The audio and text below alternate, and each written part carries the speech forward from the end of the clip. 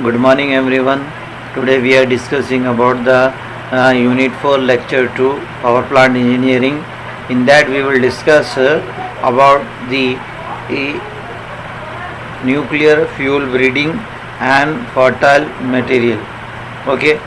So whatever we discuss in the lecture 1, that is the basic concept of your nuclear power stations.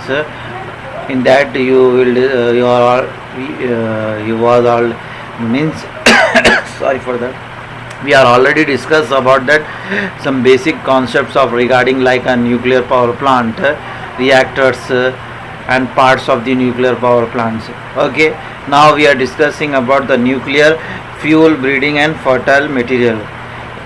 To go this topic, instead of this go to this topic, first we will discuss about the nuclear chain reaction. If you know that the nuclear chain reaction, then only you can easily understand about this topic also. So now I am starting that nuclear chain reaction topic. If that nuclear chain reaction, you will see here the 4 generations are there. First generation, second generation, third generation, fourth generation. In that first generation, what we will do? In that first generation, the chain reaction refer to the process in which the neutron release in the fusion produce an additional fission in at least one future nucleus. Here in that first generation, the neutrons are produced the fission, and then that fusions produce neutrons to do a second generation. That second generation having a 2 neutrons. After that 2 neutrons, 1 neutrons will produce another 2 neutrons in that third generation, and then after that the fourth generation, again the neutrons are produced by the help of fusion. Okay, so here if each neutron release 2 more neutrons, means one neutron release 2 more neutron, then the number of fusion double each generation. So each generation having the number of neutrons will double, means here you can see the first generation having 1 neutron. In that second generation is number of neutron will double by the helping of the fusion. 2 neutrons are there. Here the 4 neutrons are there. And then the fourth, here the 8 neutrons are there. Okay. Now we will discuss about the neutron naturally occurring a fertile material. This is your topic, like a nuclear fuel breeding and fertile material. In that we will discuss about naturally materials, how we are occurring, like a uranium, thorium, and plutonium. These are the different types of nuclear fuels which we are using in that nuclear power plants. So that having a quality levels also, so that's why we are represented as with that numbers. Okay, thorium 232 which converted into uranium 233. So thorium instead of uranium we can use that the thorium, and uranium 234 which converted into uranium 235, uranium 238 which converted into plutonium 239. Artificial isotopes, those who are the artificial isotopes who are formed in that reactor by the converting material by 1 neutron capture include. So in that reactor we are producing some artificial isotopes of nuclear fuels, so that will be converted with the help of material of neutron, and then it will produce. So those who are the plutonium 238 which converted into the plutonium 239, and plutonium 240 which converted into a plutonium 241. These are the artificial isotopes, those who are formed in the reactors. Okay, another ones also there like this same difference, like since this required to total of 3 or 4 thermal neutrons to eventually fission, and the thermal neutron fission generate only about 2-3 neutrons. This includes represent what a net loss of neutrons. Means what we are saying here, and we are represented here to know about, in that require we should have to require 3 or 4 thermal neutron. In every fission we have to require, or we can say in every process we have to require, or every generation we have to require 3 or 4 thermal neutron, and it will be only generated from the 2 or 3 neutrons, fission neutrons. Next, these in nucleus represent, and this nucleus represented as a loss of neutrons. How much we are losing that neutrons in that of fast reactors, because of they may require a fewer neutrons to achieve a fission, as well as produce a more neutron when they do fission. Means what is this in that of topic is we are saying here about that 3 or 4 neutrons.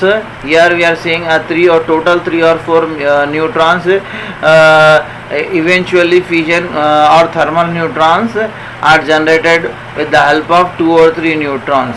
Means 3 or 4 thermal neutrons will generated with the help of general 2-3 neutrons, and then they represented as a net loss, how much the net loss neutrons will be there. And in that fast reactors some neutrons will achieve in that fusion process, and then it will produce a more neutrons also.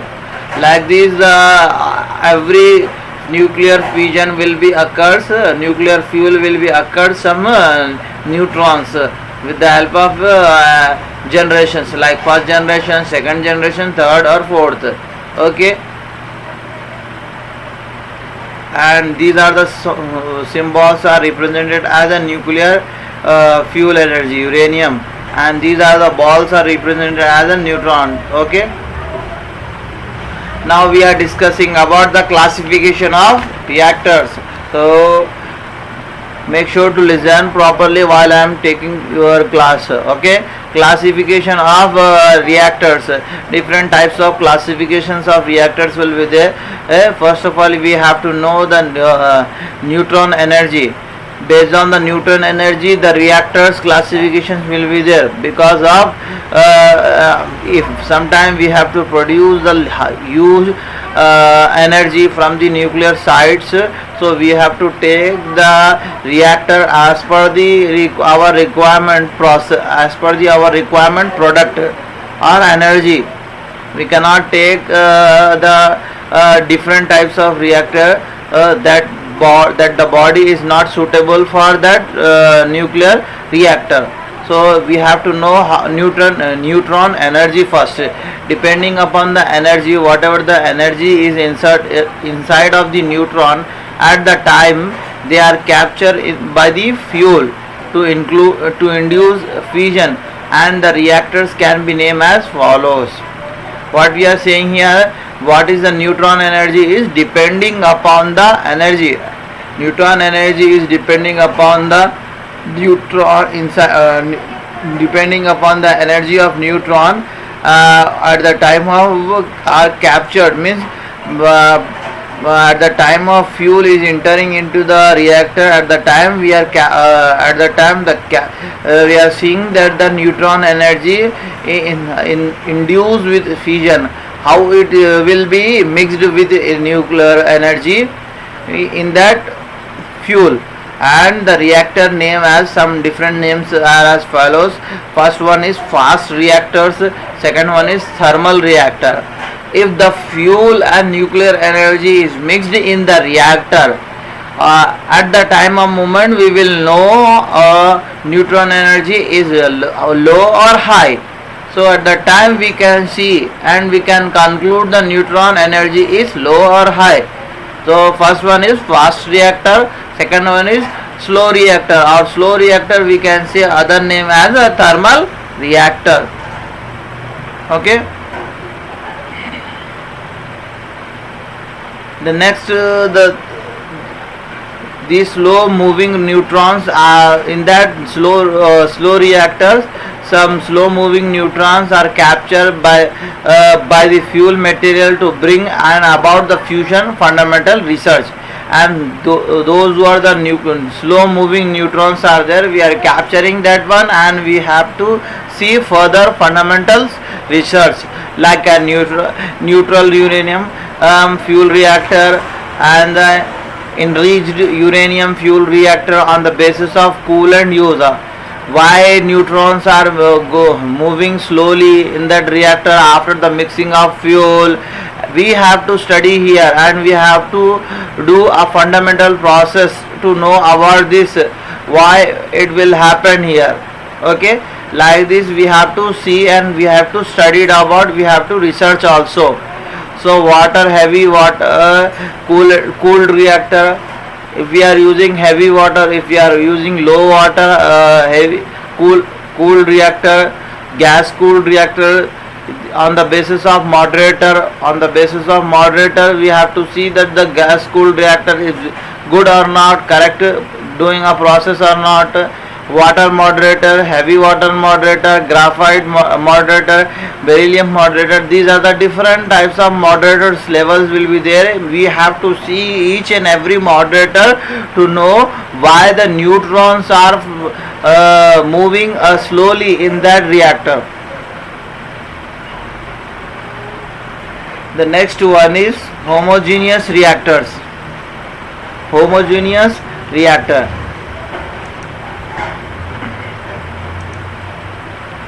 In that homogeneous, you can see the two types of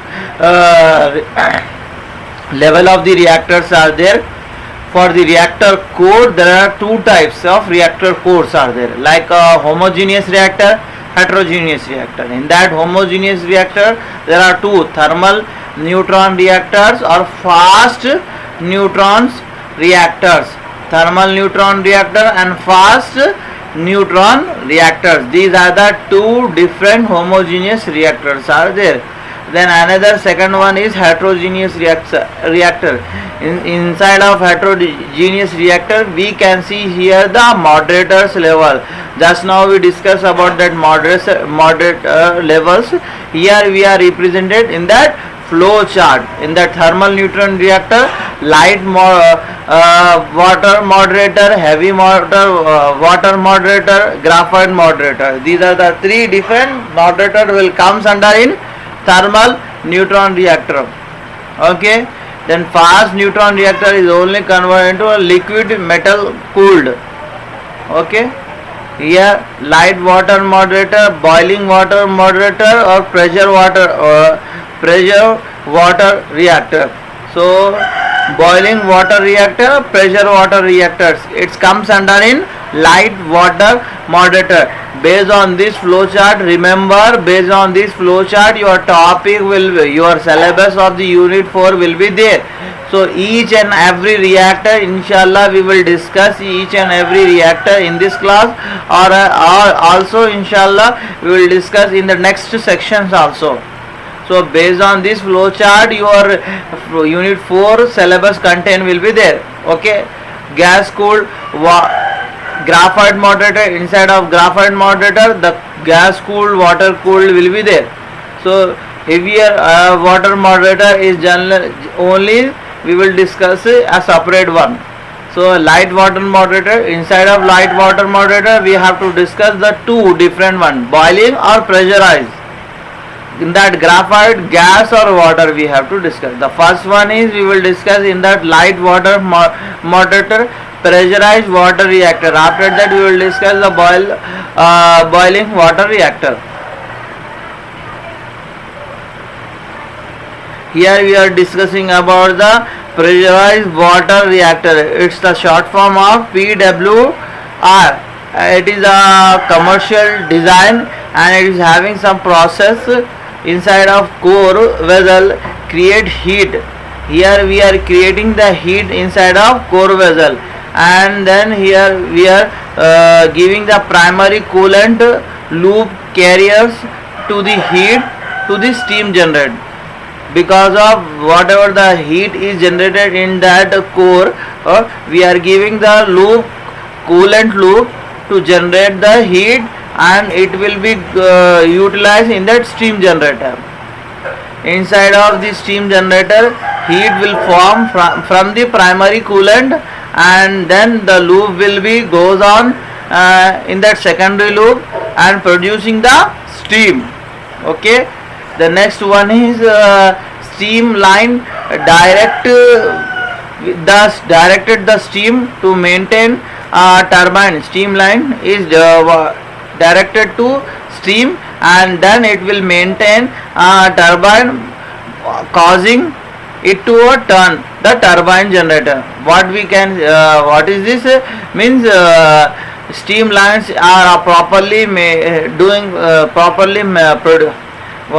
going on to the steam line, and then it will be maintain the turbine level of the steam, because of we don't want to make any causes here, and then the steam will be goes into the turbine generator, and after that mechanical energy will be of the turbine will converted into electrical energy with the help of steam.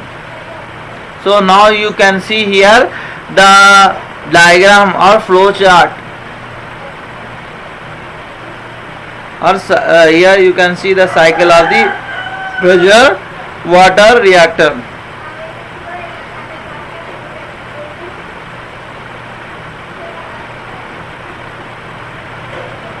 So where it is the start one is,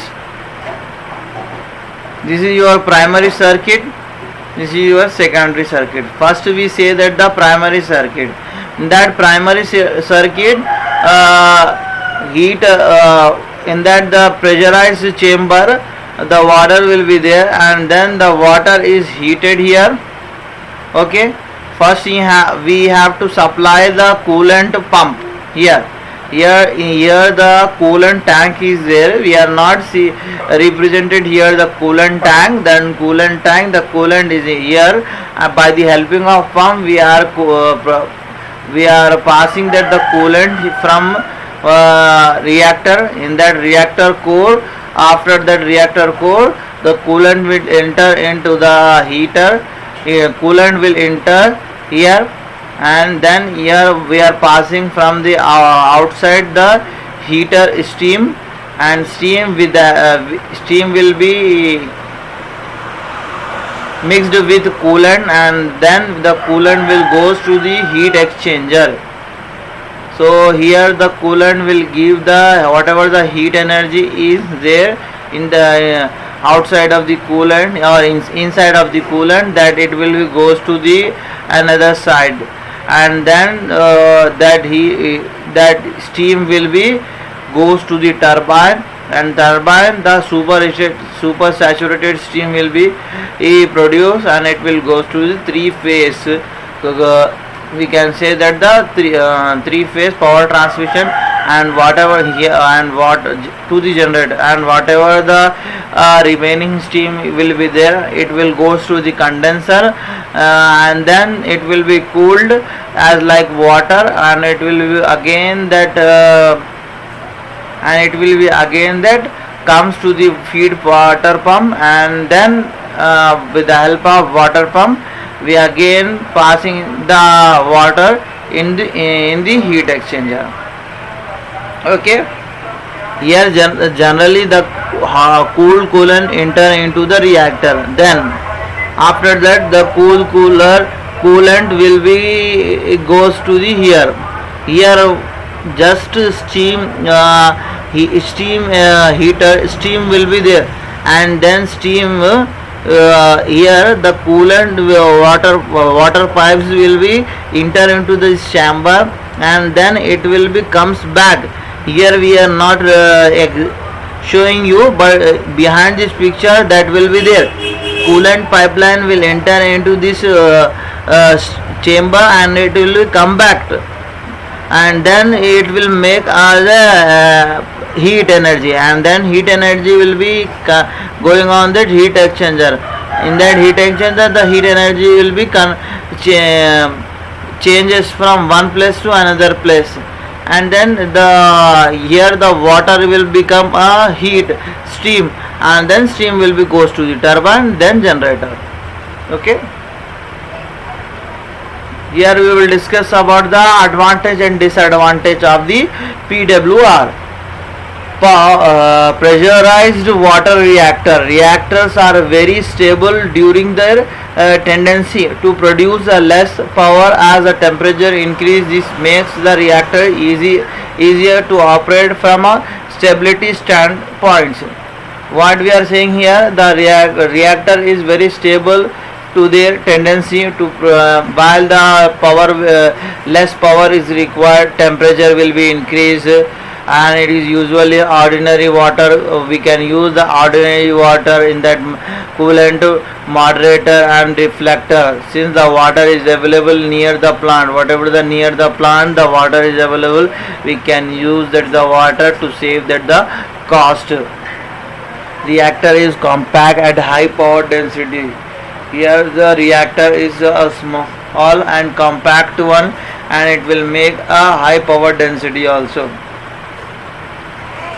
As steam is not affected by the radiation, so the inspection and maintenance of turbine is easy to possible. Then small numbers of control rods are required here. Control rods are small. We know that already what are the control rods.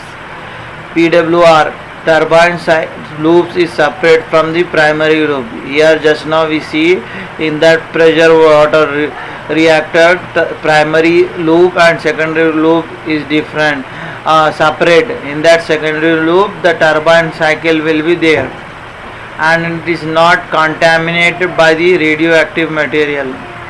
Disadvantage, the capital cost is high due to heavy and strong pressure vessel.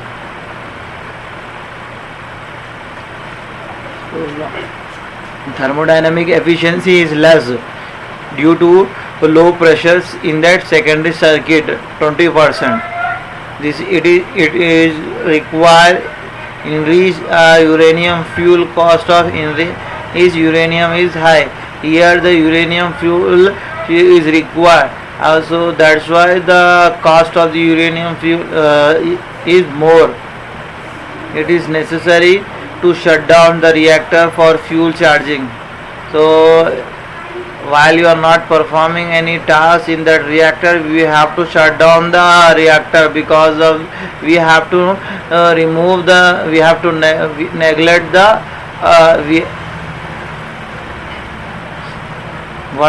we have to neglect the fuel charges, reduce the fuel charges. So that's why we have to shut down the reactor if we are not performing any tasks. Because of water acts on neutron moderator, it's not possible, because of generally we are using the general water we are using here. That's why the neutron will not possible to form a fast neutrons here. So these are the disadvantages. So now we are discussing about the boiling water reactor. In that boiling water reactor,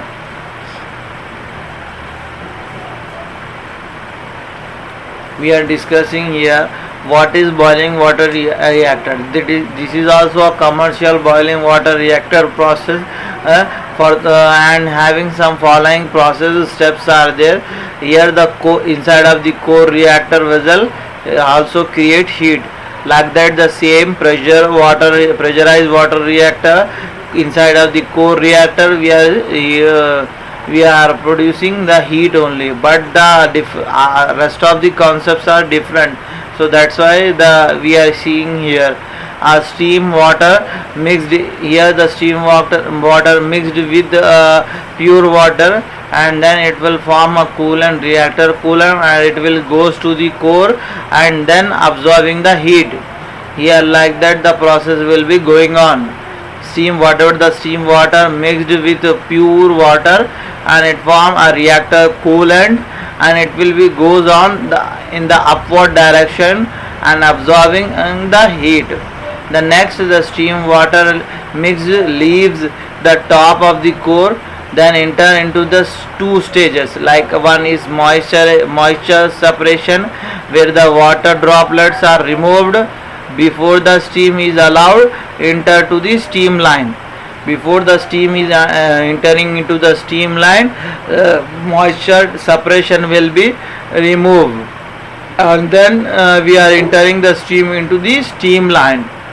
Then next the steam line, and it maintaining the main turbine due to the causes of due to remove the causes into the turns the turbine, and then generate the producing electricity.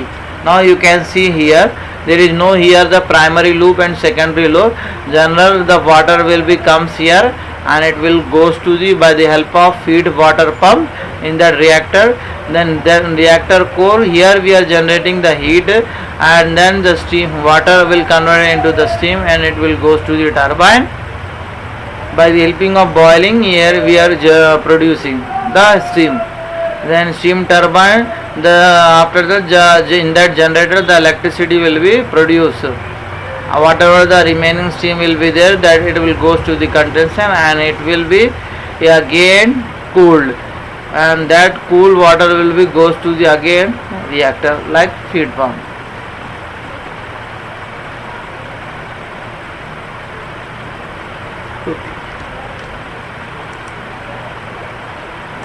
Next is the advantage and disadvantage. We will discuss about that advantage and disadvantage of the boiling water reactor. Okay, here the pressure inside, whatever the pressure inside the in that reactor is less, because of we are providing the boiling we are providing the super saturated steam, then therefore the reactor vessel can be much lighter here, and the reducing of cost pressure. Here we can reducing pressure, cost pressure will be reduced because of less water required to allow in that reactor, and then it eliminates the use of heat exchanger. Here there is no heat exchanger will be there, and the circulating pumps and pipelining there. That's why the reducing compared to the PWR, here there is no such like a type of heat exchanger, pipelines, pumps are there. So here we are reducing these all things. Thermal efficiency is compared to the PWR is more here 30%. The metal temperature remain always low here also. Output condition, here some disadvantage is there. Whatever the steam leaving from the reactor, that's slightly radioactive, therefore the lighting shielding of turbine and piping is necessary. Here we have to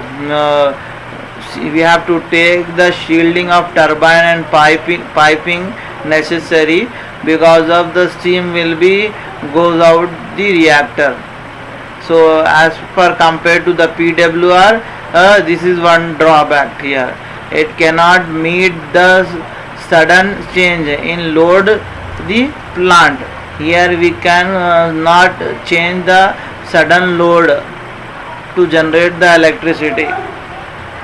Size of vessel is also large compared to the PWR.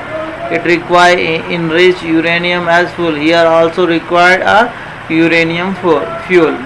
So these are the disadvantages of that. Next is that gas cooled reactor is there. Gas cooled reactor. Instead of gas cooled reactor, we will discuss the first two as per the syllabus standard, sodium graphite reactor. Okay, we will discuss about that sodium graphite reactor. This is a simple one. Here we are using primary circuit, secondary circuit, and then the next one is steam circuit. Okay, here we are using the three circuits are there and two heat exchanger. By the helping of water, the water will goes to